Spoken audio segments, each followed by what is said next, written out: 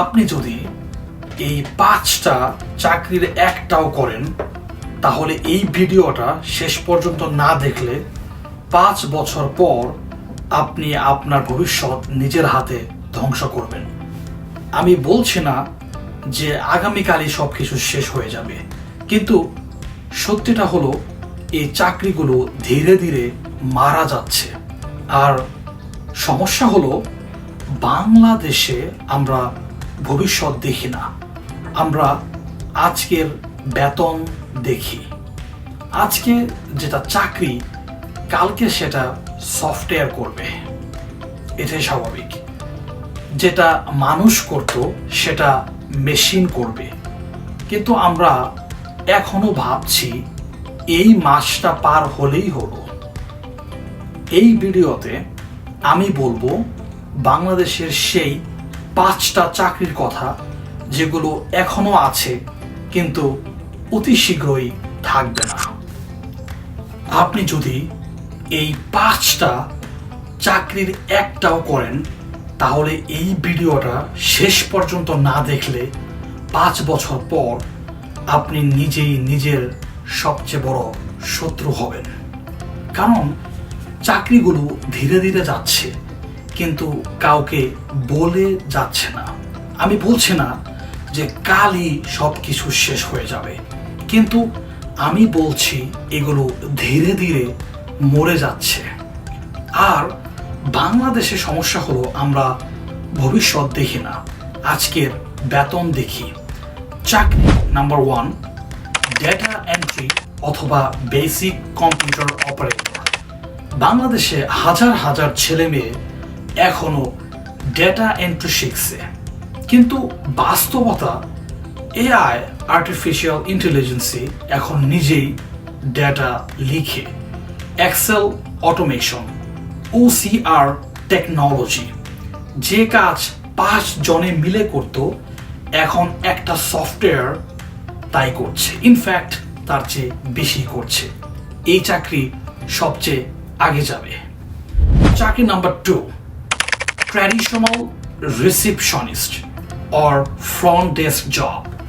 আগে রিসিপশনিস্ট মানে ছিল ইম্পর্টেন্ট জব, কিন্তু এখন auto check in, digital appointment, WhatsApp or chatbot. মানুষ এখন মানুষ না, স্ক্রিনের সাথে কথা বলে। বাংলাদেশেও প্রাইভেট সেক্টরে ঠিক এভাবেই ক্রমশ এটা কমছে।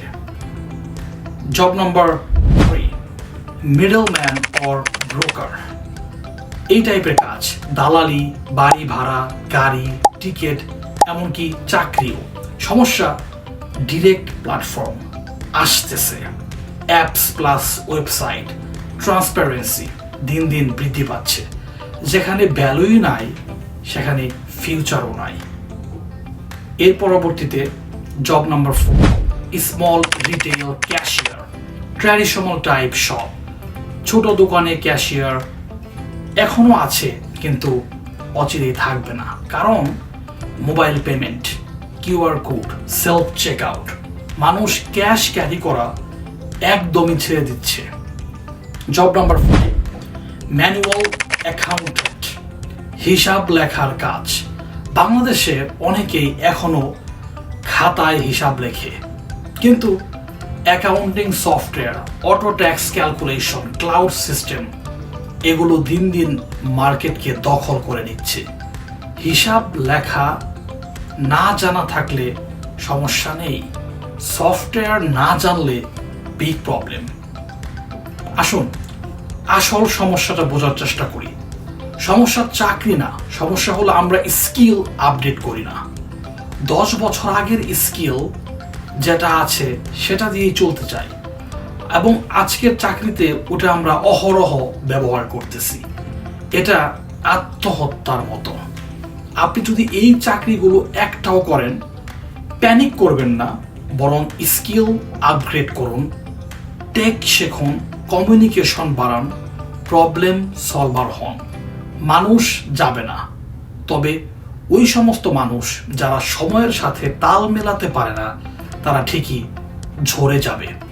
ভবিষ্যৎ কাউকে ওয়ার্ন করে না, সতর্ক করে ভবিষ্যৎ কখনো আসে না। সে শুধু সুযোগ দেয় যারা আগে প্রস্তুতি নেয়। আপনি প্রস্তুত হচ্ছেন নাকি এখনো অপেক্ষা করছেন? এই ভিডিওটা যদি আপনাকে একটু ভয় দেখায় তাহলে বুঝবেন সত্য বলেছি।